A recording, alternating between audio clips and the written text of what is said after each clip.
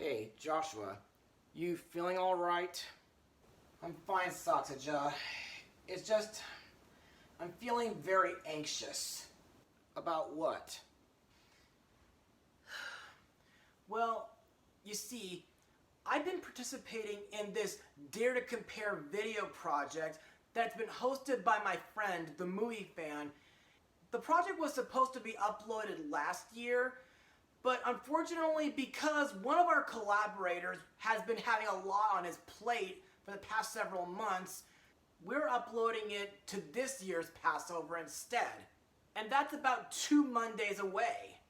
Well, I understand that it took a long time for you guys to finish that project, but who was the collaborator you said was busy? His name is Jonathan Cohen from Jay's Watch. Tell me something, Joshua. Did Jonathan ever request you to blog something a while ago before he introduced you to the movie fan and several of the others? Well, yes, he did, but... Hey, computer, what's up? Funny that you bring that up, because my sensors have detected Deadite activity in Los Angeles. What? Deadites in my birth city? Now there's an idea for a film you can blog, Joshua. You mean... Correct. You blog the latest Evil Dead movie while I investigate Los Angeles and battle those Deadites. Yeah, but wait a minute. You go to Los Angeles to fight the Deadites? Of course. But won't you... No need to worry, Joshua. Nobody's like me cannot be possessed, since I don't have a heart or a soul for a Deadite to consume. And besides, you're in no condition to do something that risky, because your heart is still infected by the COVID welder's doom spell. Well, that's not a good reason, but it's a fair reason to keep me safe, though. Take care, Joshua. I'll be back later to check on you. See ya. Well, here goes nothing. Computer, cue the logo.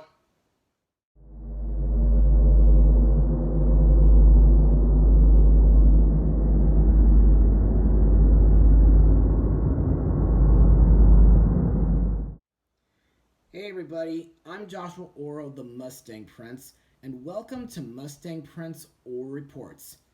Now, if you may recall, back in October 2019, I did a blog of the 2013 Evil Dead movie, courtesy of a request from Jonathan Cohen, and I still stand by that it's one of the scariest horror films ever made.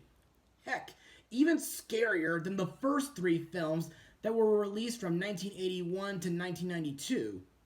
Plus, about 3 years before I blogged this movie, I added the Deadites at number 1 on my top 13 scariest monsters in a live-action film video. And I also find it cool that the Army of Darkness Deadites were featured in 2018's Ready Player One. Anyway, I still give credit to Raushutsu, aka Denny, for introducing me to the Evil Dead franchise in her top 10 horror films video, and it is very sad that Danny disappeared from the reviewerverse after Blip shut down years ago. Anyway, over the years, while getting to know the franchise, I still think the first movie, while a little bit low budgeted due to the camera quality at night, is really insane due to all sorts of things happening, like possession, tree raping, pencil wounds, and other things. Plus, I think the second and third films are kind of an improvement, but sometimes the horror is a bit toned down due to the mixture of comedy added into them. Also, I think Ash Williams, played by Bruce Campbell, is one of the most badass heroes ever, especially with his trademark weapons like his chainsaw arm and his boomstick. And you gotta love those one-liners he says, like groovy, come get some, etc. Unfortunately, to this day, I still haven't watched Ash vs. Evil Dead yet, but I heard it's a really thrilling TV show. Plus, I heard that an animated revival has been put into development as of 2022. Now, while I do think the 2013 Evil Dead movie is a very suspenseful requel, little did I know until last year that the Naturom Demonto featured in that movie was actually the second volume, which was first seen in Army of Darkness. But what happened to the third one, you ask? Well, that's what we're here to find out as we look into the latest Evil Dead movie. Released on April 21st, 2023, the movie is Evil Dead Rise. And now, on for the plot of the movie. A road weary named Beth pays an overdue visit to her older sister Ellie, who is raising 3 kids on her own in a cramped LA apartment. Unfortunately, the sisters' reunion is cut short when an earthquake uncovers an old bank vault underneath the parking garage containing a mysterious book known as the Naturom Demonto and 3 phonograph records from 1923. While one of the kids, Danny, listens to the records, it recites a dark incantation that summons demonic entities known as Deadites who possess Ellie and several other tenants, thrusting Beth into a battle for survival as she is faced with the most nightmarish version of family imaginable. So, what do I think? Well, in my opinion, this is the absolute scariest movie of 2023. In fact, it's a lot scarier than the 2013 movie. Plus, it's really dark, epic, thrilling, mature, and thought-provoking, and it makes a worthy addition to the Evil Dead franchise. And to further explain what I mean, let's move on to Mustang notes. The film's development was preceded by scrapped plans for direct sequels to Evil Dead 2013 and Army of Darkness, and a 4th season of Ash vs. Evil Dead. By October 2019, Sam Raimi announced that a new movie was in development, with Rob Tampert producing, Raimi and Bruce Campbell executive producing, and Lee Cronin writing and directing the project. Plus, New Line Cinema, the first film's distributor, was announced as a production company involved. Principal photography took place in New Zealand from June 6 to October 27, 2021, with Dave Garbett as cinematographer, along with Nick Bassett as production designer. Fun fact, both Dave Garbett and Nick Bassett previously worked on the Ash vs. Evil Dead series together. Interior settings, including the inside of the apartment building, the parking garage, and the underground bank vault, were constructed sets in a rented warehouse space in Mount Wellington. The opening sequence at the lakeside cabin was shot on private property outside of Auckland. Plus, the editing of the film's visual components took about 6 months to complete in an editing suite in director Cronin's hometown in Dublin. Also to note, the film was originally set to premiere on HBO Max, but Warner Brothers opted to release the film theatrically first after positive test screenings.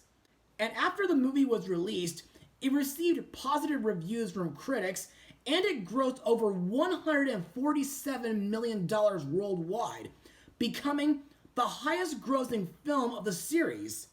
I mean, holy mackerel, that's really insane. Now, I must be honest, while I never saw this movie in theaters, though I wanted to, if I wasn't so busy with Peter Pan rehearsals last year, but after watching it on Blu-ray, I admit it is really intense, and some parts had me on the edge of my seat. Anyway, the thing that I find interesting about it is that unlike the first 2 films and the 2013 requel, which took place in a cabin in the woods, This film takes place at a 14-story apartment complex in Los Angeles called the Monday Apartments, which used to be a national bank back in 1923. Fun fact, the exterior of the building is the former ACG Senior College. Post-production added several floors and digitally removed the signs indicating its former life as a school. Plus, the thing that makes this movie scarier than the 2013 version, in my opinion, is that the plot focuses on a future mother, and the idea of being trapped on the top floor of an apartment building feels like a horror version of being under COVID-19 lockdown, in a way. Also, some of the scenes that I think are the most memorable include the earthquake scene in the parking garage, which uncovers the old bank vault, and the elevator scenes, which features a moment where Ellie gets attacked by elevator cables, which references the times when Cheryl and Mia were attacked by tree branches. There's also a moment where the elevator skyrockets up while Ellie is being attacked by an unseen force, which is reminiscent to Disney's Tower of Terror and Guardians of the Galaxy Mission Breakout rides. But the one elevator scene that sticks out to me the most is the part nearing the end where it fills up with blood, which is accomplished by lowering the constructed elevator into a 6,000-liter tank of fake blood using a forklift. Plus, the fake blood was made from a mixture of food-based dyes, high-fructure corn syrup, and water, a recipe used by special effects supervisor Brendan Dury. Plus, I find the part where the blood pours out of the elevator to be a really cool homage to The Shining. Fun fact, 2 large dump tanks attached to a ramp allowed the amount of liquid to pour from the elevator doors at the desired speed. The scene was shot in 2 takes using a multi-camera setup. Director Cronin stated, "The cleanup would take about 8 hours, and if so we didn't get it the first time, we would clean it up and then shoot it again at the end of the day. But we got it in the first pass." Another scene that I thought was very thrilling was the parking garage battle with the Marauder. For those who don't know, the Marauder is a multi-limbed creature comprised of 3 merged Deadite bodies, and I find it really creepy that this monster represents family in its worst possible version. Plus, I find it really awesome that during said battle, the 2 remaining survivors use a wood chipper to destroy the Marauder. Also, believe it or not, I got to use that thing back in 2009 when I was a summer intern at O'Neill Park. Also, not only does this movie feature references to the past Evil Dead films and The Shining, but it also has a couple other horror film references. However, I can't really list all of them during this video, so I think it's best that you guys watch the movie and see if you can spot them for yourselves. And now, let's talk about this movie's version of Naturom Demonto, aka the Book of the Dead. Now, as I said earlier, this book is one of 3 volumes that were previously shown in Army of Darkness. All 3 volumes are bound in human flesh and inked in human blood. However, unlike the first volume, used in the original trilogy and TV show, which had a deformed face-like cover, and the second volume, used in the 2013 requel, which had a stitched cover, the third volume in this movie has a vein-like cover and teeth collapsing it together.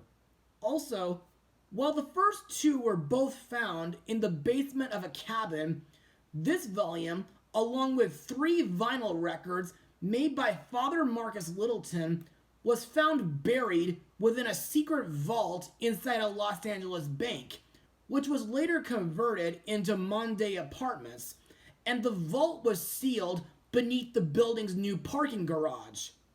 Lastly, I must mention that, like the 2013 requel, we get an Ash Williams cameo. But unlike the 2013 film, where he was physically seen during the after credits, Ash's cameo is heard on one of the vinyl records. Listen. It's called the Book of the Dead for a reason. Anyway, that's all I got for Mustang notes. So, let's move on to the film's cast. Now, I'll only be talking about the ones who are the most important. Sorry, Jessica. Our main character, Beth Bixler, is played by Australian actress Lily Sullivan. Fun fact, Beth's first name is an homage to Embeth Davids, who portrayed Sheila in Army of Darkness, while her last name Bixler is a reference to Denise Bixler, who portrayed Linda in Evil Dead 2. Anyway, Beth is a guitar technician for a famous rock band, but after going through a pregnancy test, which ends up positive, she goes to visit her sister Ellie at Monday Apartments to seek guidance. To me, Beth seems like a pretty cool, but also sympathetic character, and I think she has a decent sense of humor. During her visit, Beth is introduced to the Naturom Demonto courtesy of her nephew Danny, and after confronting Deadite versions of Ellie and Bridget, Beth listens to the final vinyl recordings in hopes to learn how to stop the monsters. Speaking of which, I think Beth has very above average knowledge on various audio and electrical equipment, like when she uses material from Ellie's tattoo gun repair kit to hook up a battery to Danny's DJ equipment to play the record. And I also thought it was really smart of Beth to use headphones in case another incantation might be recited. Plus, I think Beth was a real badass during the scene where she uses a shotgun and a chainsaw to attack and destroy the Marauder by forcing it into a wood chipper. Next is her sister, Ellie, played by Alyssa Sutherland, whom I remember from The Devil Wears Prada, and she got to be in 2 episodes from Law & Order Special Victims Unit. Fun fact, Ellie is named after Ellen Sandweiss, who portrayed Cheryl Williams in the first Evil Dead movie.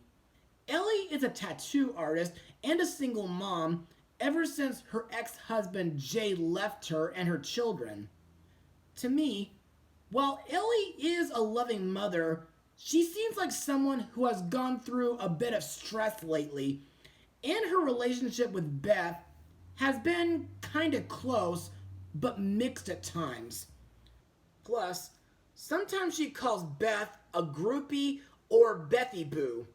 Not only has Ellie been dealing with her husband ditching her, but she's also dealing with moving preparations due to the whole apartment building about to be torn down in a month. Not long after the kids got home from getting pizza at Henrietta's, Ellie gets attacked by an unseen spirit while she was heading down to the building's laundry room. And after said attack, Ellie tries to resist the demon within her.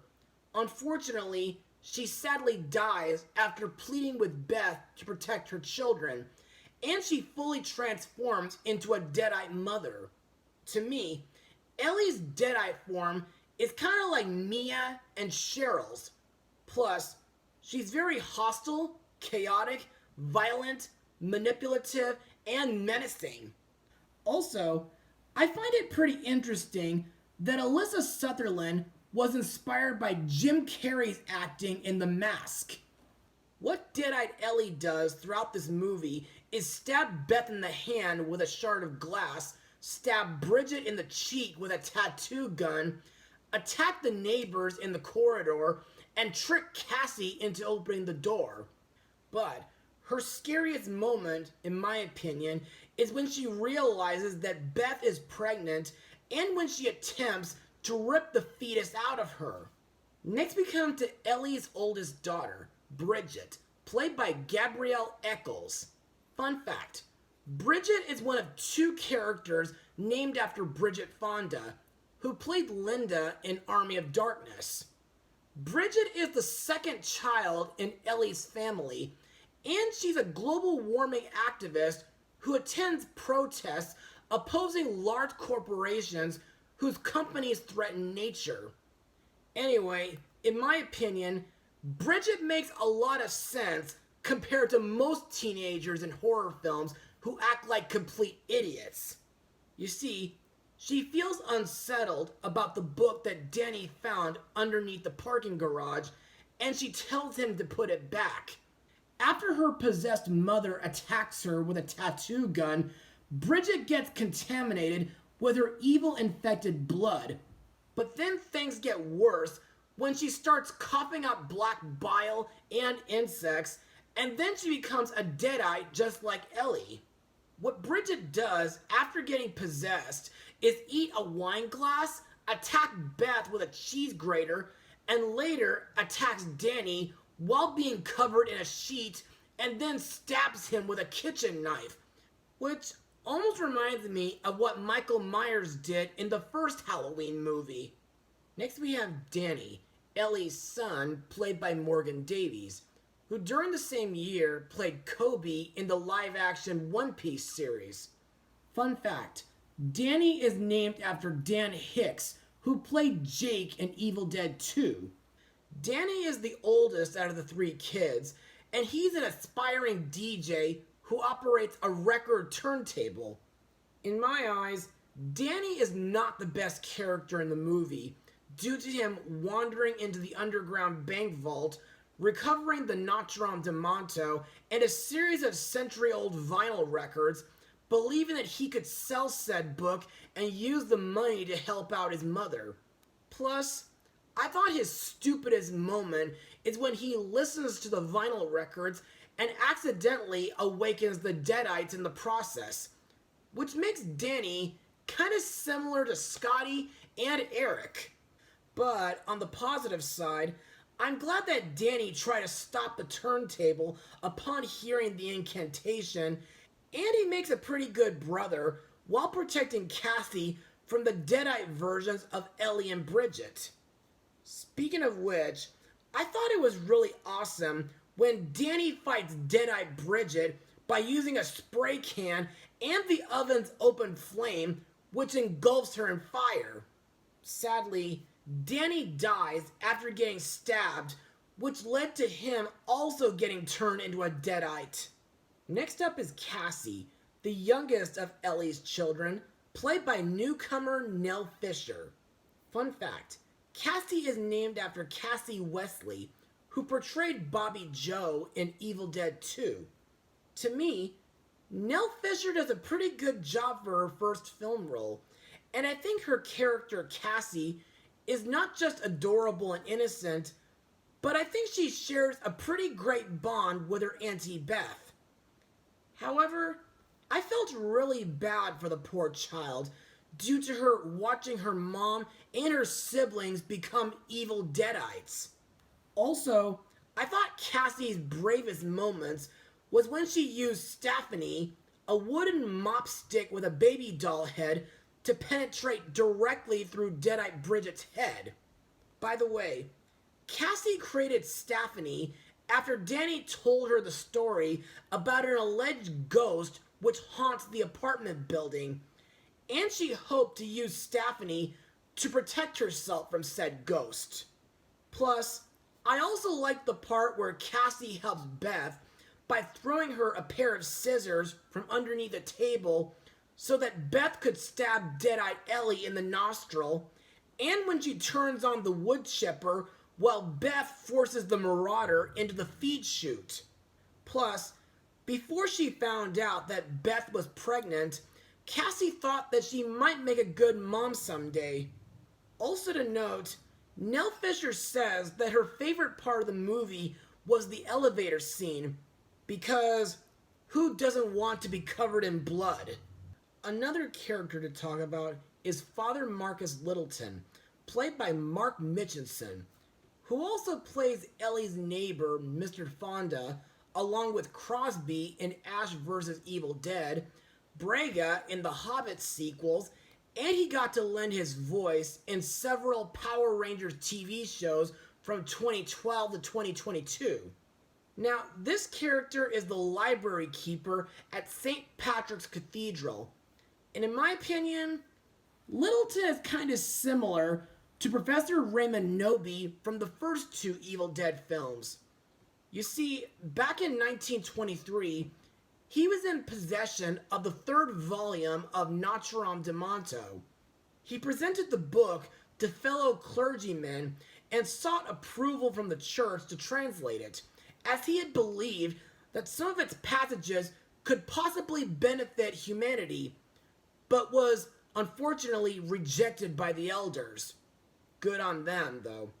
Afterwards, Father Littleton worked with Canon Damian Shanahan and Father Hugo Cortez to study and translate the book in secret.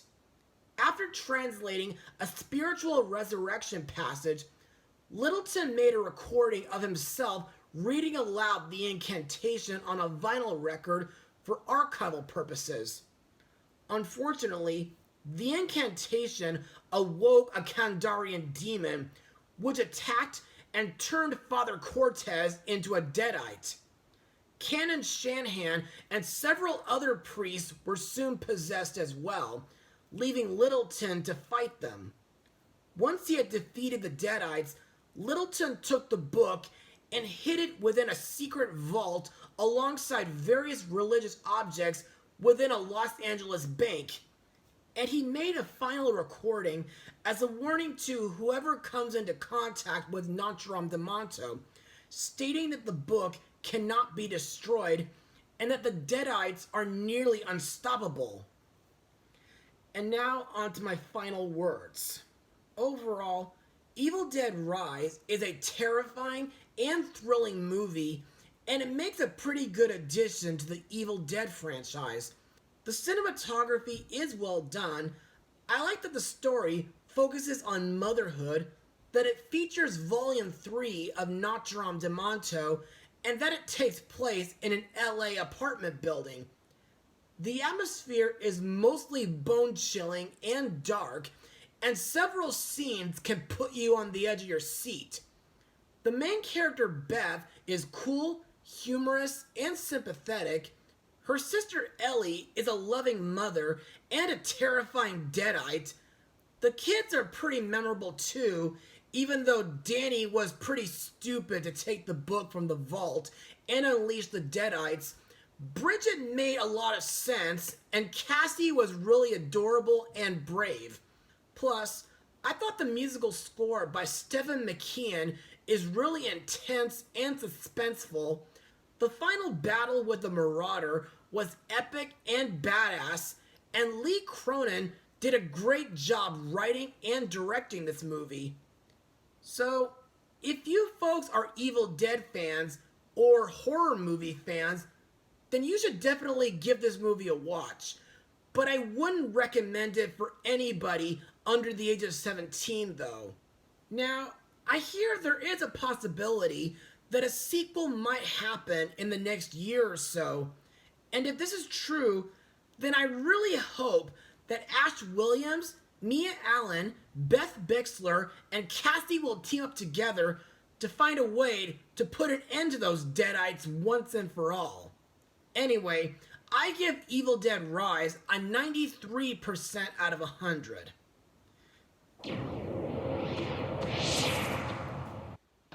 Hey Joshua, I'm back. Oh, Soxaja, thank goodness you're alright! Oh yes, it was a really bloody fight, but I made sure that not a single Deadite was roaming the streets. And I made sure that the Book of the Dead was reburied away so that no living soul or earthquake could ever uncover it again, at least until Ash Williams returns. Well, that's quite a relief. Also, I was able to spread the word about you to everyone in LA, and they said they'd be happy to help keep your memory alive. Well, that makes me pretty grateful too. Anyway, that's all for now, folks. Be sure to join me for my next blog, Mustang Power.